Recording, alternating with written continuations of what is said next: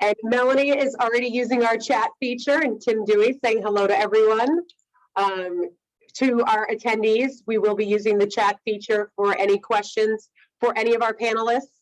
We're going to get through the presentation and then I will direct them. But nice to see everybody and hear your chat features, and we can't wait to see you all in March in Miami, so looking forward to it. So with that, I think it's time to get started. I'd love to introduce Mr. Gabriel Becerra with Golden Flowers, who also is WFSA's illustrious president for this wonderful year. So with that, I'll turn it over to Gabriel to get us started. Thank you, Molly. Welcome, everybody. Good afternoon and good morning for some that are in the other parts of the country. It's my pleasure to welcome all of you to this session. As you know, WFSA, one of the important roles of WFSA is to promote information and exchange of ideas through the membership. And this is an opportunity to listen to the work that some volunteer members of the industry are doing to move on with the promotional order, marketing and promotional order for the whole industry. So today I'm going to introduce Eric Fernandez, the general manager of Continental Flowers, that is part of the drafting committee. Bob Wilkins, an expert, a veteran in our business with many years of experience, and Ivor Van Wingerden, the manager of Ocean Breeze Farms in California and vice president of CalFlowers. So they are ready, and Eric, please take it from here. Gabriel, thank you. Appreciate the introduction. Thank you, Gabriel. Thank you, Molly, for giving us some time here and making a webinar available at Town Hall to the industry.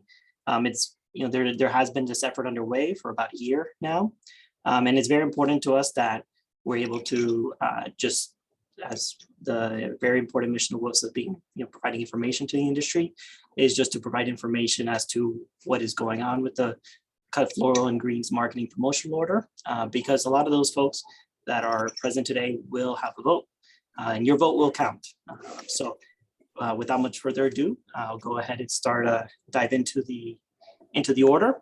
We'd like to review the background on it, some of the timeline, some of the history, some of the goals, and then open this up to a Q&A where we find is the most value. So, what is our industry's greatest challenge? It's the share of population that does not buy flowers. Those folks that say the flowers are too expensive and do not last long. 2021 was a phenomenal year. There was this dynamic between supply and demand that a lot of industry participants benefited from. But prior to 2021, so back in over the years prior to the pandemic, there was always a question of how do we increase long-term demand of floral products. So there's an association, a floral association summit that came together and said, hey, let's explore a promotional order. So with that effort, a drafting committee was established, and this is how the process began. So we like to just want to step through about the year-long process that we've gone through, provide all the background and how it came together. So members are selected from various domestic organizations as well as industry import associations, different SAF, AFIF, CalFlowers, Certified American Grown, and the Association of Specialty Cut Flower Growers, ASCFG. Different folks were proposed to the drafting committee, and the drafting committee started meeting. The meeting started in December 2020. I will always remember that time frame because between the first meeting and the second meeting, our first son was born. So that was a very special time for us. And thankfully he came in just in between the two meetings.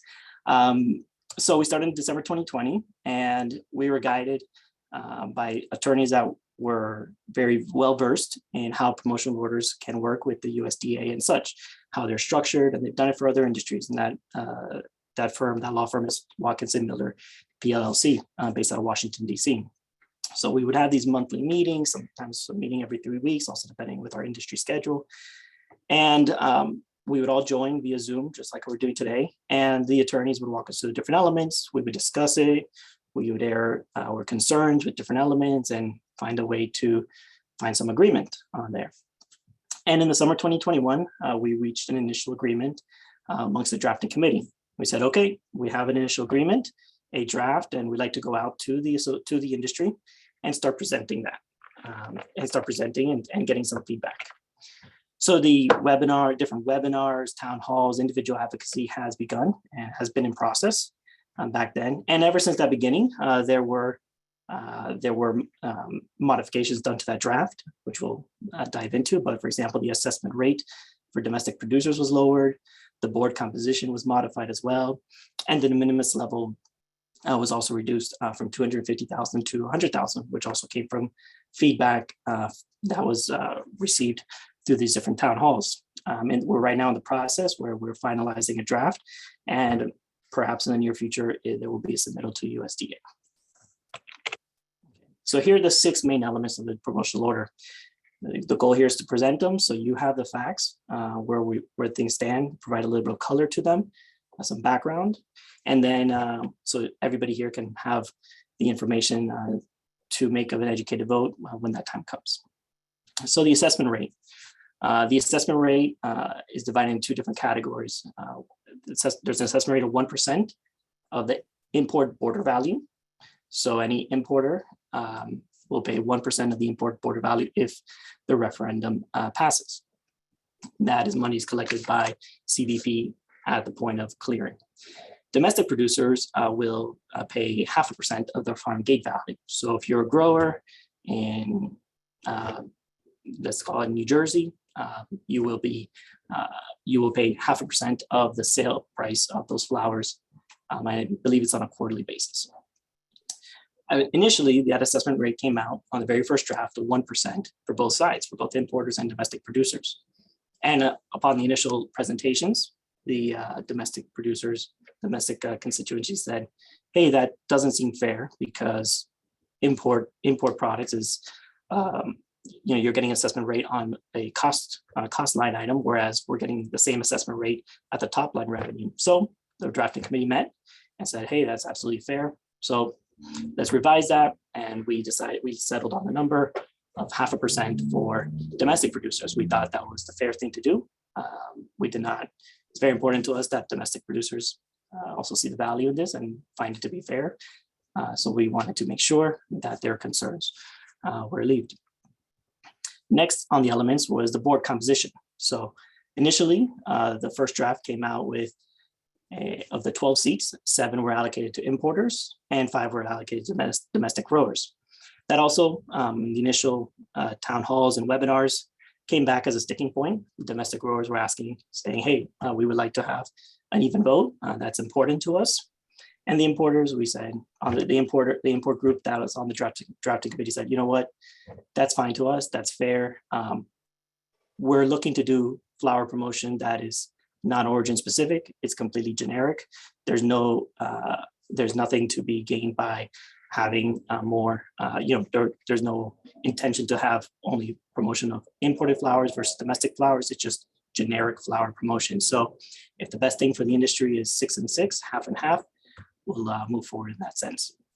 I will add, there is currently a proposal to modify those board seats, and the modification will still retain a 50-50 split between importers and domestic growers, but reducing the importer seats to 5 and the domestic grower seats to 5, and then those other 2 seats allocated to retailers, but there will be non-voting members of the board.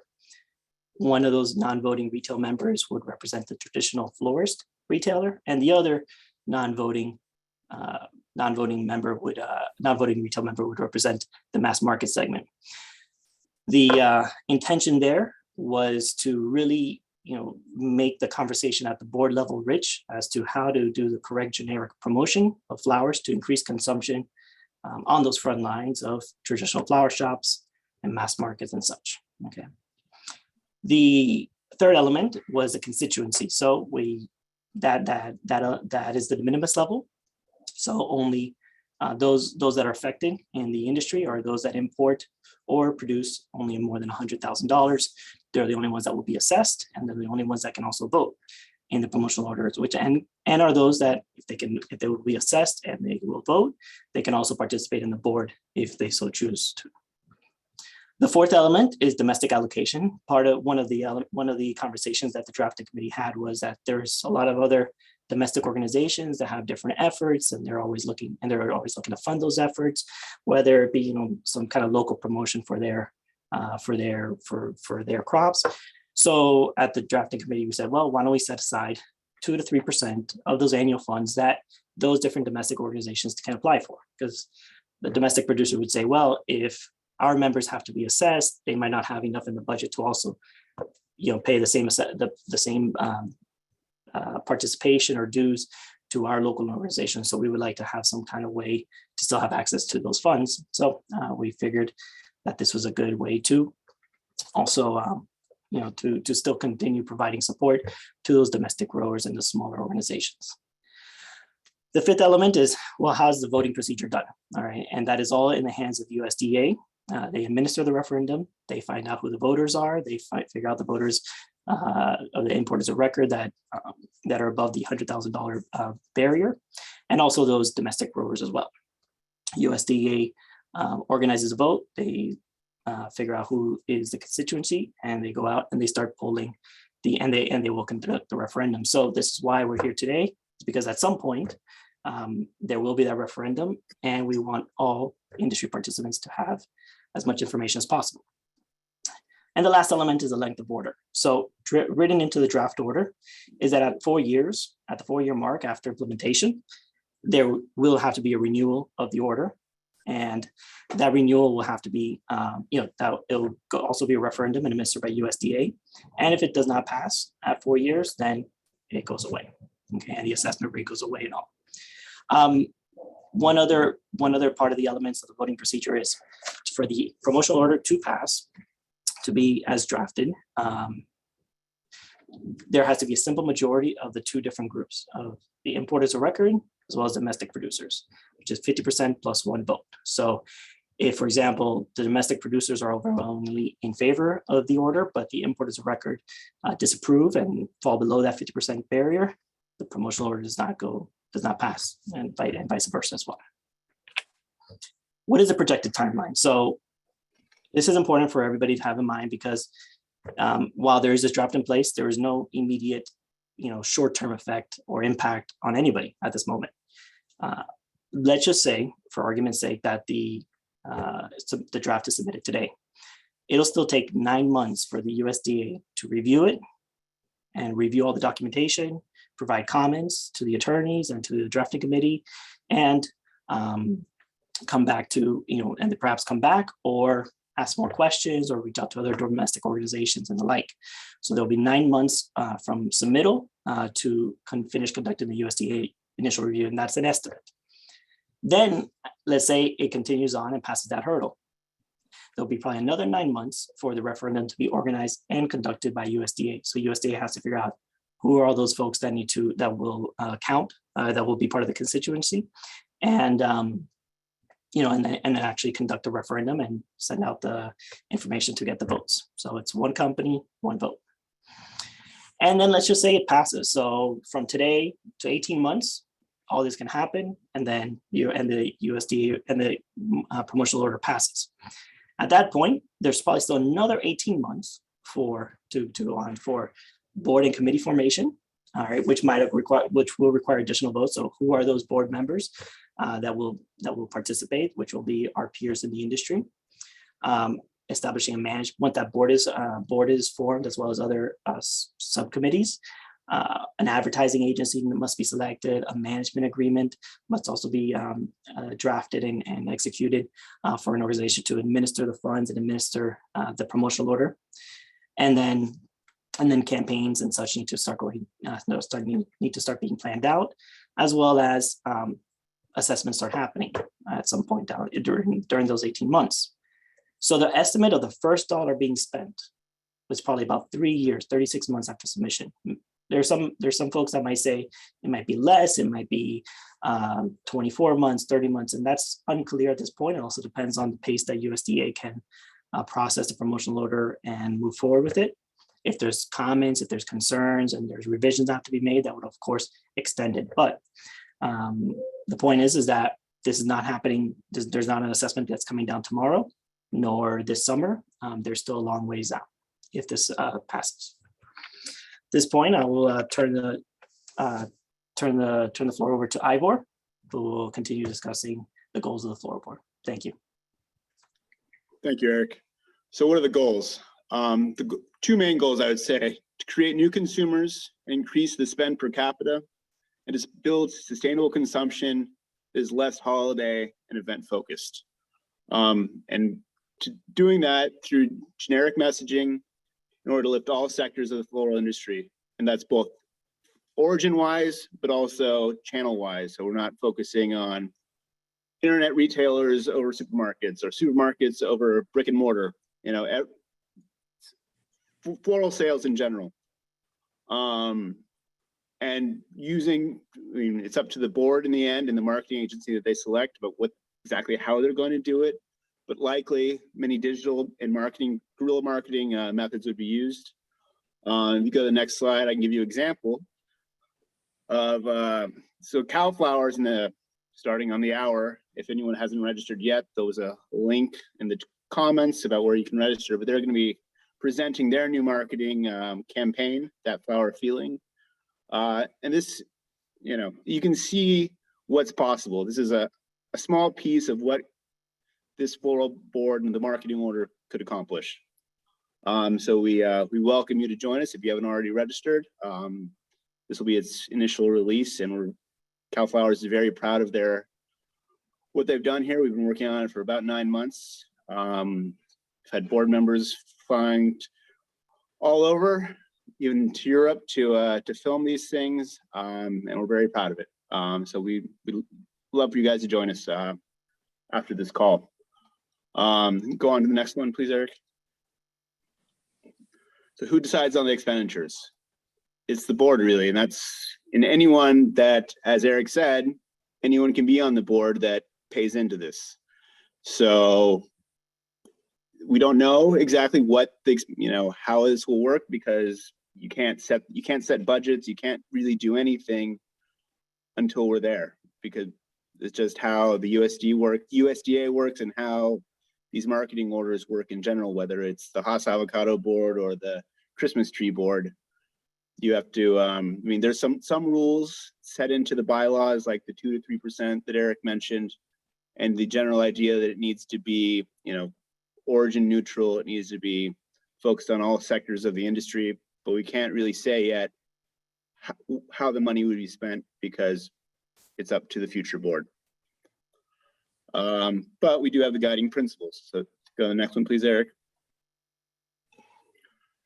As I said, generic messaging, trying to show the joy and the value of having flowers in our lives, and reinforce what people have seen in the pandemic.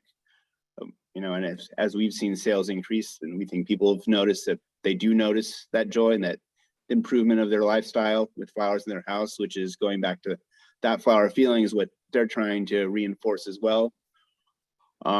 Sustainable consumption, like I said before, not focusing on holidays, not focusing on, just wedding season. This is trying to get flowers to be sold year round, 365 days a year. And let's go to the next one for misconceptions. So we've had a few concerns from people already about, oh, this is going to happen, we've kind of gone over them already, but just to reinforce, we're not focusing on holidays.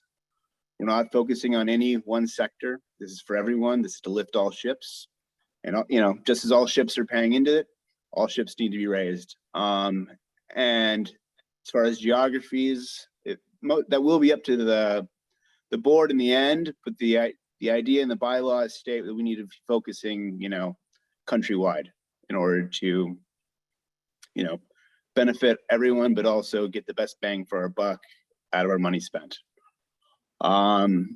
So that's pretty much for me, and I will leave it with Bob to finish it up. Okay, and as stated earlier, this is not a forever order. Within 4 years, there'll be another vote to leave it in place or to dissolve it. So this referendum is required 4 years to continue. Okay, next slide, Eric. Who can vote? This is the importers of record and domestic producers. Now, the unique situation with the importer of record is that customs will be taking care of the assignment of the 1% to the organization. And what that'll really mean that is every flower that comes across any state customs USDA station in the United States will be assessed this 1%. So as an example, Mexico would now have a 1%. Then the other importing countries would also be having a 1% that would help advertise the flowers that they're selling in the US. That starts at $100,000. So that means that any importer of record who imports 100,000 or more will be part of the program. And this referendum is organized and conducted by the USDA.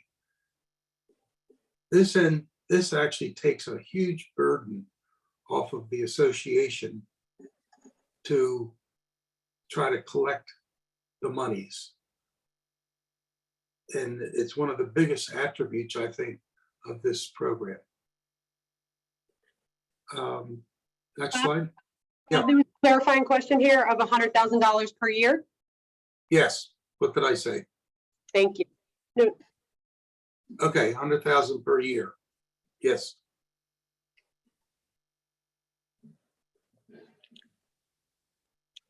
So I think we're ready for Q&A, are we? Sounds good. well, for our attendees, please feel free to put question and answers into the chat feature or the Q&A feature. We have one question that says, based upon projected import and domestic values, what is the projected dollar amount that is expected to be raised by the MPO? I'll take that. At this moment where we've kind of settled on, it's somewhere in the range of $15 million. So it could be a little bit more, could be a little bit less. It's somewhere in that range. We have another question that says, does the USDA charge the Promotion Association a fee? There is the USDA does have a certain fee that does get assessed to all the for administering the program. Yes. Okay. Those are the two questions we've received so far. To my panelists, does anyone have any clarifications or additional thoughts would like to share? We did have someone ask if we knew how much that fee is, Eric. I'm not sure if you knew the answer.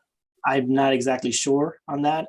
It's a fee that's commensurate with all the other promotional orders that exist that the USDA does administer. There's nothing that different than others, but it is. So what we can get back to the group. I think that was. I think I got that. From I think I got the name there. So I'll get back to you with that fee, that yearly fee. We have another question that says, how will the domestic growers assessment be collected?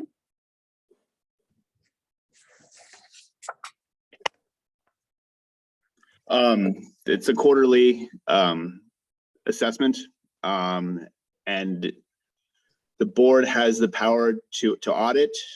So if they feel that people aren't being honest, they have the power to go to a company and force them to open their books to make sure that everyone's being above board. But it's on honor to begin with, but there are teeth to back it up. but it's a quarterly assessment. We had a question that asked, how long is the tenure of a board member? That is, I should have brought I that. know, I'm pretty sure that from what I recall in the drafts, it's also scaling, since right now, the idea is not to have an entire board. I think different groups are brought in. So from the start, as it works, not every initial board member has the same tenure, but it's something of that nature. But we can get back to got the name there. There, peppering you guys for stats here. I think it's a 3-year term. I believe so. But as you said, I think you start with some people that go or 1 year, some people are 2 year, and some people are 3 year, just so you don't have everyone cycling in and out at the same time. It is great that folks are thinking about participating in the board. That board is composed of our industry peers. It's important that we get the best folks on that board that can help make the decisions on where to invest those funds. These are investments that are being made and back into our industry for the benefit of all of us. Right, a question on what is your best guess of when the vote will happen? Get the crystal ball out. That's a very tough one. We need to, in order for the vote to be successful, to have any chance of having any success, we need a lot more people in the industry to know about it and be educated on it, because USDA won't even let us have a vote if they don't feel that there is both knowledge and support of this thing overall. So I think it's at least, I don't know, I would say 3 to 6 months, but I'm just choosing that number. If I were to put a number out there, best guess, I would say a year to a year and a half. Yeah, close. Taking the vote. We had a question that asked, should there be proportionality in the vote based upon the size of investment in the MO? Can you say that again? Should there be proportionality in the vote based on the size of investment for the marketing order? Should there be? That's up to discussion. But as it is written now, there is not.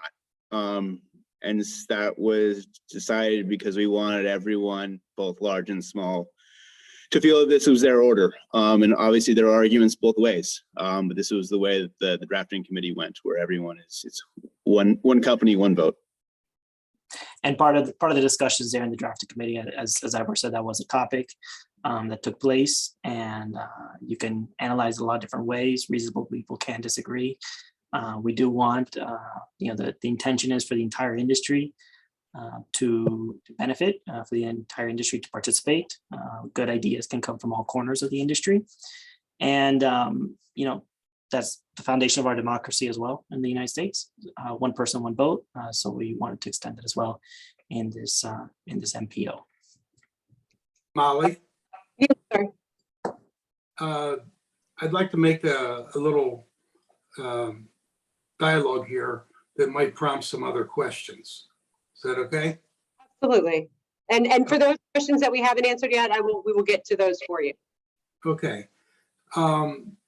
Having imported flowers for over 40 years and went through all the variations of duties and such, what strikes me about this program is that the 1% goes directly to market flowers, which will increase the awareness and the ability for our businesses to increase our business. And if you relate to this 1%, Ecuador now is paying 6.4%. Now it was 0 for quite a few years under the General Presence Act. But because it has not been renewed, then all of us who had been selling Ecuadorian flowers at no duty are now paying 6.4%. I doubt very much if many importers all of a sudden said, that's it, I'm not going to import anymore from Ecuador.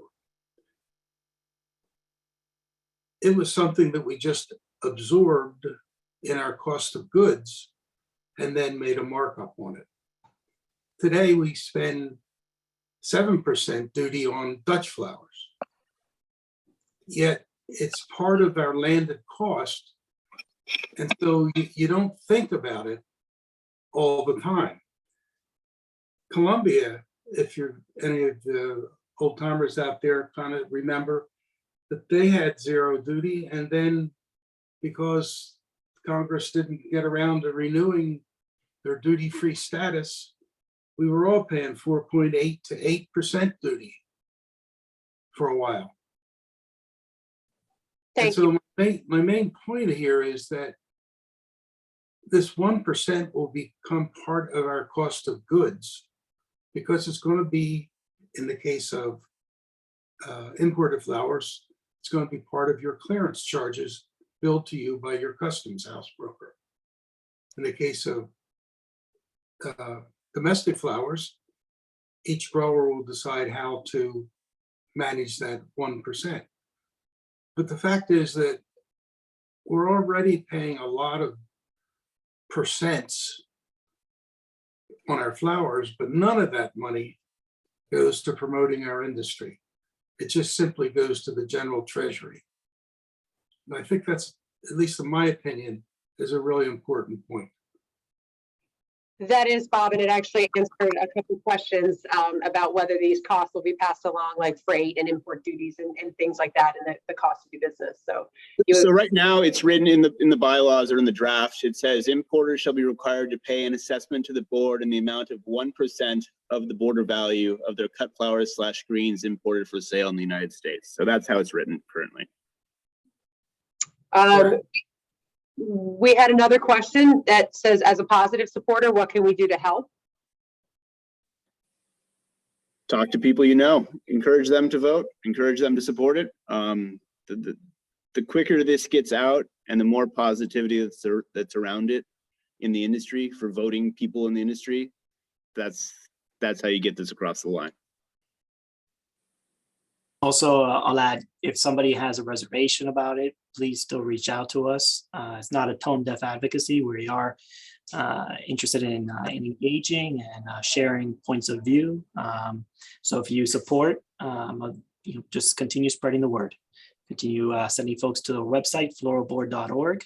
There's a lot of presentations and materials, as well as the drafts of the orders on that website as well. Thank you. Do we want to answer a couple more questions, or should we, or panelists, what do you think? For Frank's question about domestic growers, it's whatever's on the invoice. That's how it gets billed. So whatever's on the grower's invoice, that's what it will go out at. We had another question about flower prices being up and about their pricing within their own companies and the elasticity and being able to adjust those. Well, anyone wanted to comment or make a thought connected to that?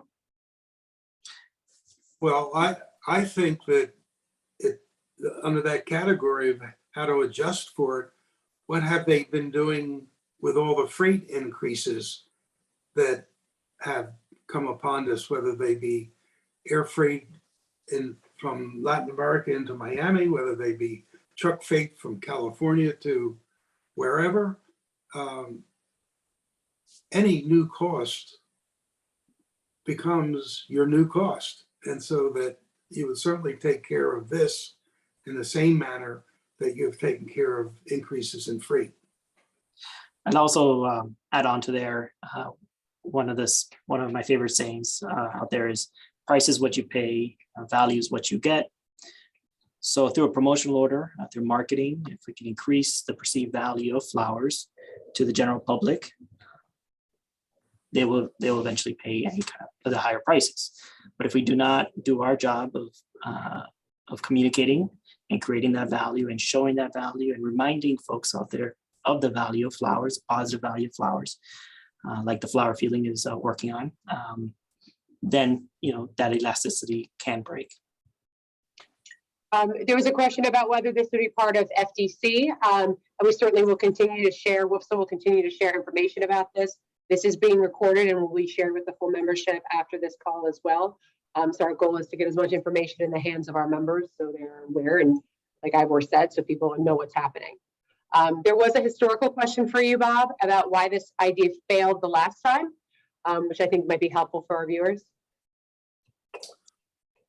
We didn't get enough votes. You know, that's kind of the curt answer. It's been so long ago, I honestly forget a lot about it, but we didn't get enough votes. And I think times are different now. I think we've become more sophisticated as an industry. I think the ability to do social internet advertising is so much less expensive that it allows the dollars that you have to advertise reach a much broader audience for a heck of a lot less money. And so I think the promotion, even though $15 million may not sound like a lot, that's a good amount of money to be advertising on Facebook or any one of the other ones that will help get the word around. So I really believe our industry is much more sophisticated at this time. I think, let me add, I think there was a question there earlier about, was that $15 million per year for 4 years? It is per year, so $15 million each year is the estimated assessments that will be funneled into the floral board if passed.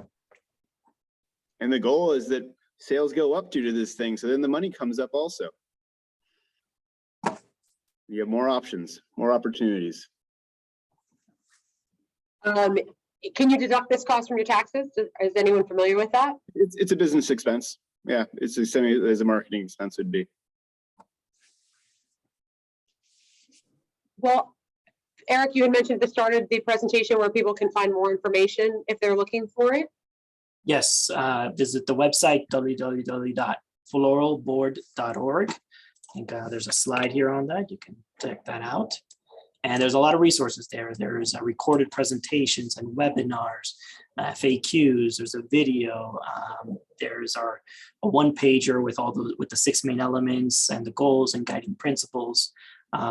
So please do go on there. There will also be a floral board webinar next week on the 18th, town hall as well. So please, you can register for it through the same website, floralboard.org. Wonderful. And then Ivor, CalFlowers webinars will start at 11 a.m. Yeah, wherever you are, 11 or wherever you are, on the hour. Yeah. Right. So we have the link in the chat for anyone who would like to join that conversation after this one. WF&FSA has no official position on the promotion order. Our goal is to share as much information as possible with our members.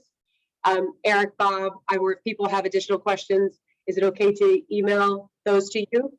Absolutely. Absolutely. Anytime. Yes, absolutely. Well, any closing comments from anyone? Go for it, Eric. I mean, I think sometimes there might be a sentiment that this could be only for import flowers. It could hurt domestic growers. The intention of the drafting committee and floral board is to promote flowers, the value of flowers. There's debate about how to do it and how's a sustainable way to do it, but it is to promote it, to create more consumers out there and benefit all. Rising tide lifts all ships. Great. Well, gentlemen, we thank you very much for your time today, and to the WF&FSA audience for joining us. Again, this recording will be available to share with anyone who was unable to make today's call, and we'll continue to share more resources about this as this. Thank you all for your time today. Thank you, Molly. Thank you, Molly. Thank you. Bye.